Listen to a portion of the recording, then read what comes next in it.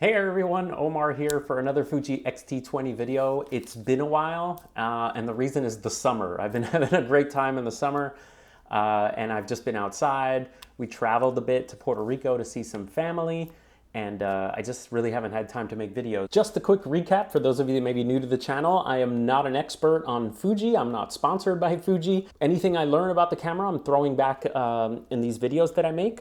I'm a professional Canon shooter. I love my Canon gear. But I've been loving taking the Fuji everywhere. That's the reason I got the Fuji X-T20 over the Fuji X-T2 is for its size, its smallness. Isn't that the same thing? I can throw it in a bag. It's super light. Right now I don't have the, where is it? If you're concerned about the camera being too small, I did a video on this little grip that you can put on, El Cheapo from Amazon. I'll put a link in the description if you want to see that video. Now, if you notice, there's a little red ring on my camera. Not the same as this red ring. I ended up picking up a super cheapy lens. This is the Rokinon. These are manual focus lenses, and they make them for Sony and for Olympus and for a bunch of cameras that you can just throw on there. But I picked it up used for like 200 bucks just to play around.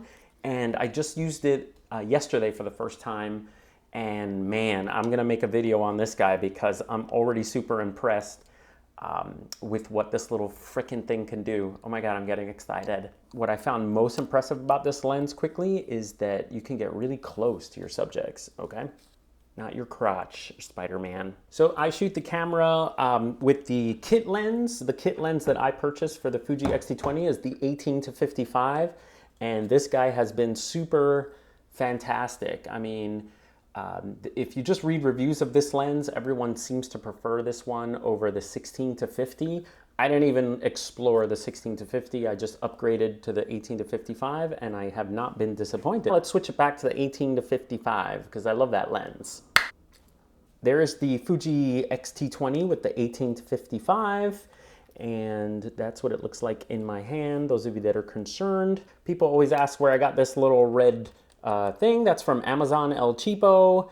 I'll put a link to that. And this strap is an Optech USA. I made a video about that, so look that video up as well. All right, so let's get to it today.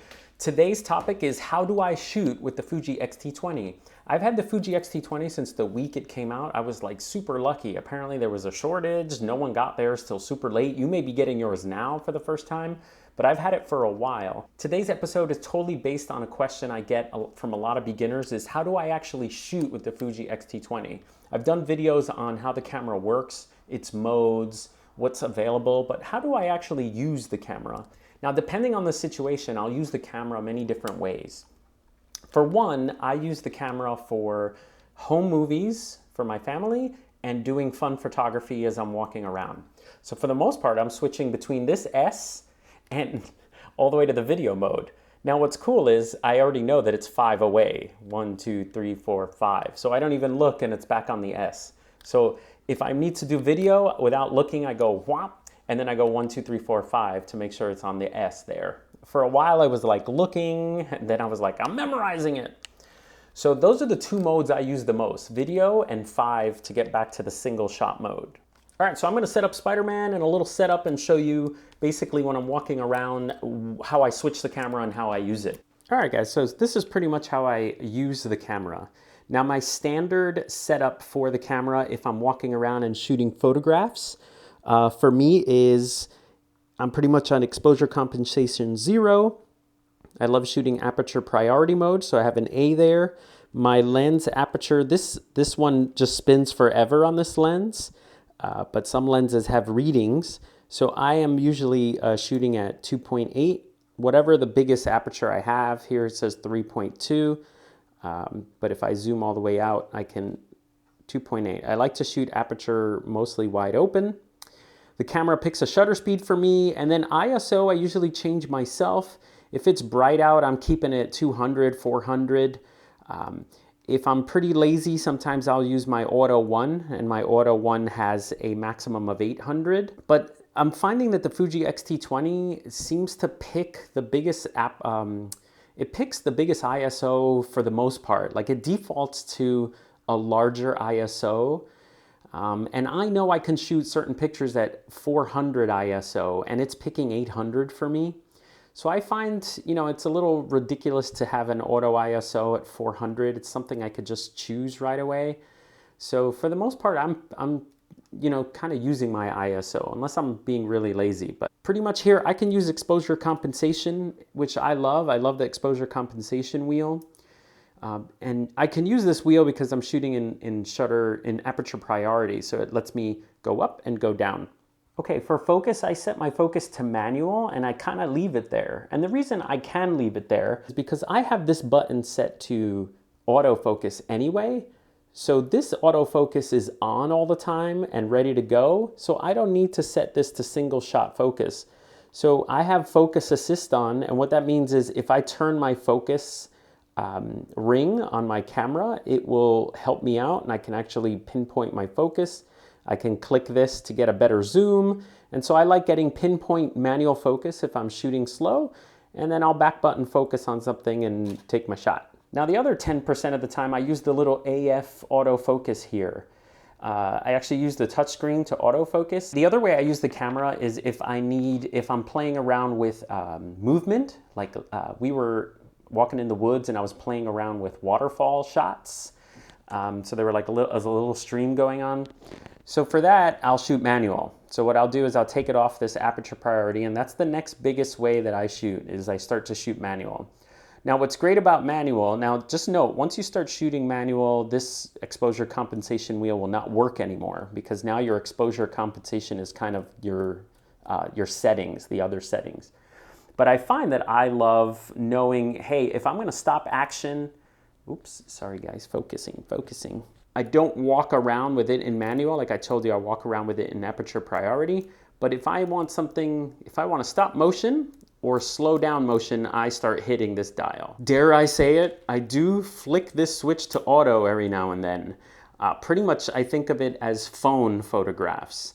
Same as if I was gonna take a picture with my phone, I switch this to, I click auto on here and I just let the camera, boom, do its thing. And for the most part, it takes I know this looks blurry here, but it actually is clear. It will take a fantastic picture. It lets you zoom. There's the real focus. Focus, and it'll take a picture. Colors look great, focus looks great. So auto for a quick snapshot, instead of fumbling with the dials, I find that if I click it on auto and just use it really quick, it does a really good job. Couple of things to note though. There is a super trade-off. Number one, it only shoots JPEG, so you can't really get the RAW file and play around with it later. So really, I use it for kind of disposable pictures. I'm not doing anything serious. I just want to take a quick moment or something fun. Or maybe I'm at IKEA and I want to take a picture of the price tag. Just flick it to auto, and that's what I use for that. That's one negative. Two, the camera picks focus anywhere it kind of wants. And sometimes there's Spider-Man's armpit. Here's some ab pictures. You know, so it decides what it wants to be in focus, and so that's not great. A couple of negatives of using the auto mode for stills. For number one,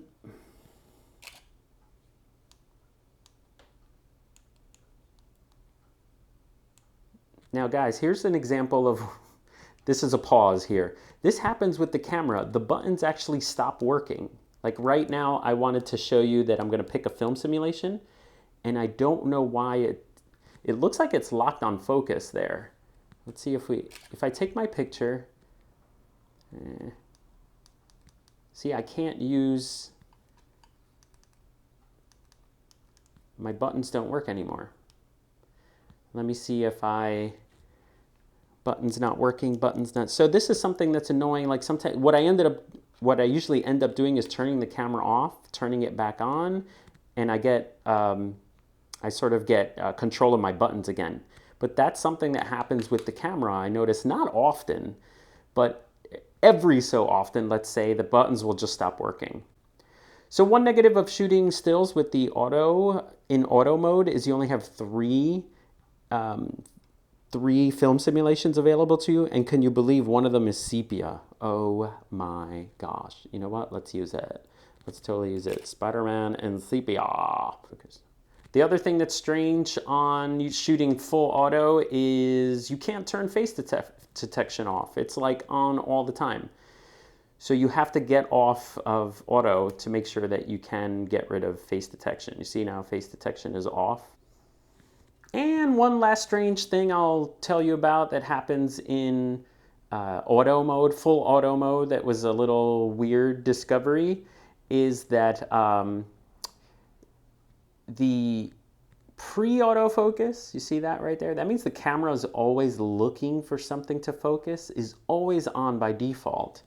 And what that kind of means is you actually can just point your camera and wait, and you're not really going to see it in the video here. But what happens is I'm not doing anything. Just hold 2, 3, 4. The camera will slowly, eventually, just focus on its own. So I'm not doing anything right now, and there, it focused on its own. So pre-AF is on by default. And that will drain your battery. I mean, that's the camera sort of looking for something to focus on. And so it's waiting. It usually takes 3 to 5-ish seconds. Okay, the other way I'm using my camera all the time is with video. I actually love taking quick family. That's the main thing I use the camera for, is to record our like family diaries. I'll take diaries when we're at breakfast. I'll take video diaries when the kids are doing something funny. Just us talking into the camera. Wow, we got claw marks there. Where? Just kidding.